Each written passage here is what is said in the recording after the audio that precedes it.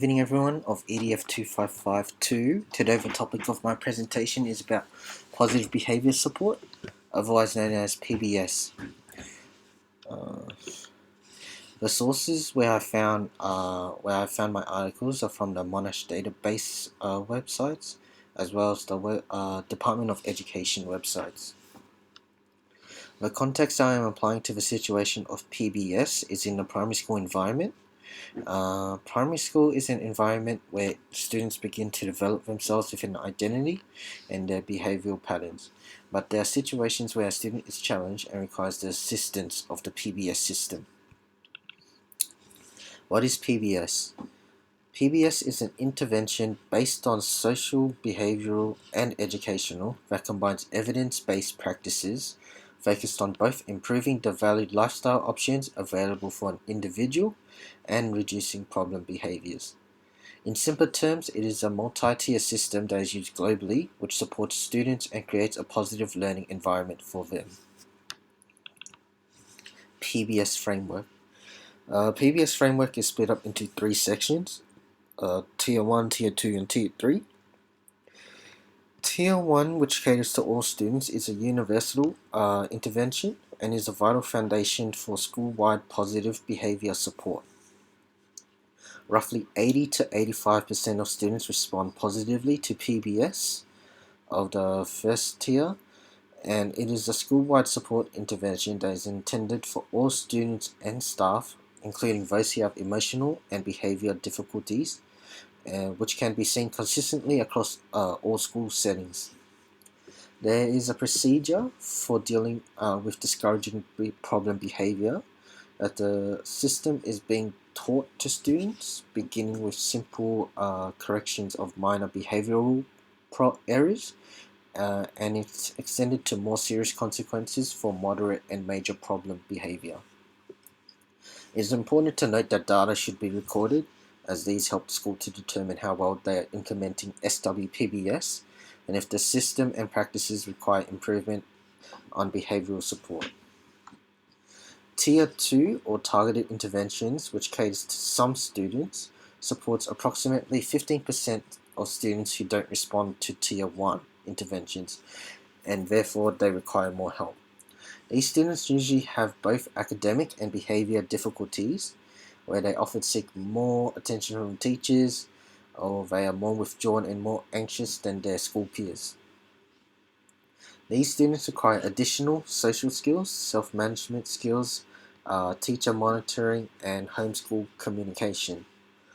Schools who may require Tier 2 support can also be identified by a guardian request, by teachers' recommendation in their regular year level meetings, or by concerned student peers.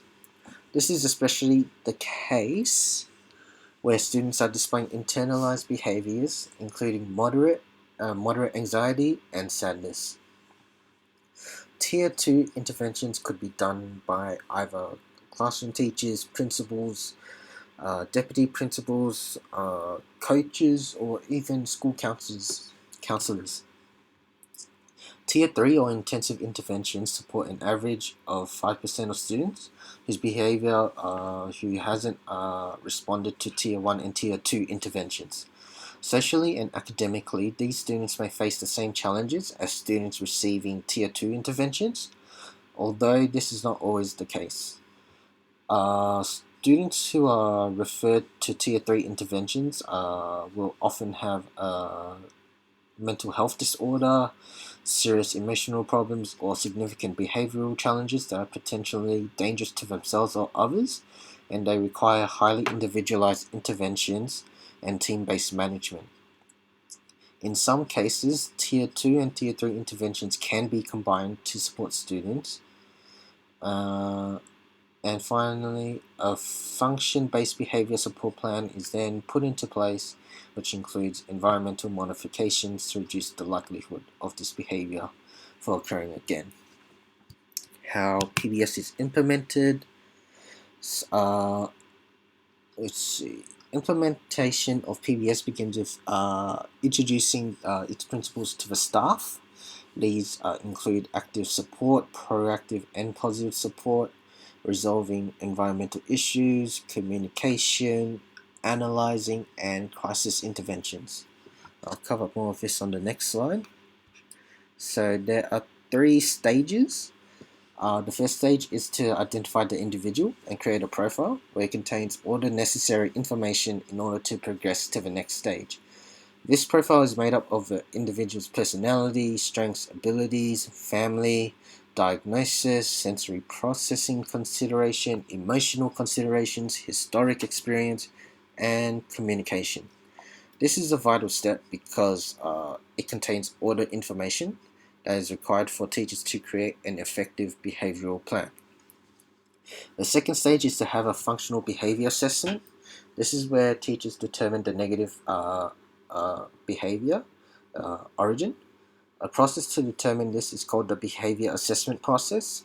Step 1 of this process is to identify and see what the behavior looks like, where there are the W's and H's, which are what, when, where, how, and how often.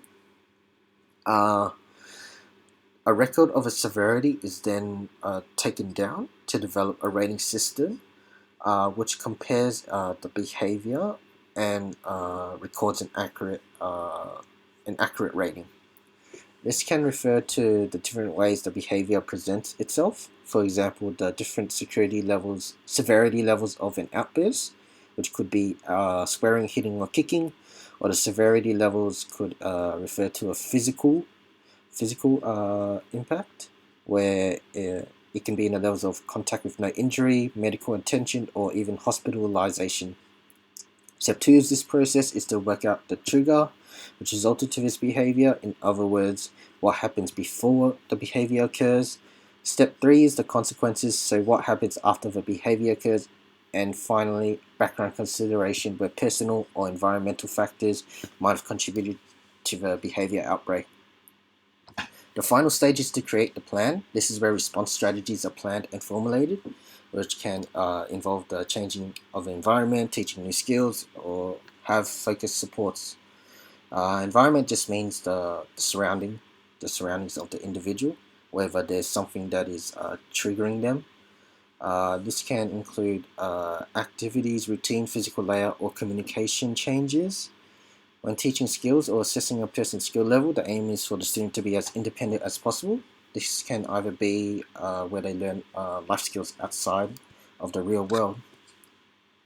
The 3 tiers of SWPBS interventions provide a continuum of support for all students. It's important that students requiring Tier 2 and Tier 3 interventions have received and are continuing to receive the same level as Tier 1. Finding some literature. SWPBS is a proactive system-level approach that enables schools to effectively support student and staff behavior. PBS is important for and created for students who are challenged either medically or maybe verbally, physically. The plan sometimes the plan is created, but it won't work because it is too difficult to complete, because it might require a lot of resources, and make sure data is collected to ensure that there are further improvements to the plan. SWPBIS has been found to improve overall school context for evidence of reductions in office referrals and suspensions. It could also be said that after undergoing PBS, more time is spent, academic growth is maximized, which results in more time being spent on students' learning. Let's see. It's important that PBS is highly recommended and trained and being taught to teachers so that they can manage themselves if a behavior like this ever occurs. Effective classroom management strategies to produce desired student outcomes include the effective use of praise, proactive teaching, and reinforcement of appropriate behavior, or even effective behavior corrections. Benefits of PBS. So the benefits of PBS are, of course, academic improvements. There is a positive classroom environment. They reduce negative behaviors, consequences, for example, suspensions or expulsions. They prepare students for future life skills, aka doing taxes or cooking skills, cleaning skills, and and they reduce negative behavior in school, in the school environment or outside of the school environment. This is just my list of references. Thank you for listening. I hope you all have a great weekend. Thank you. Stop.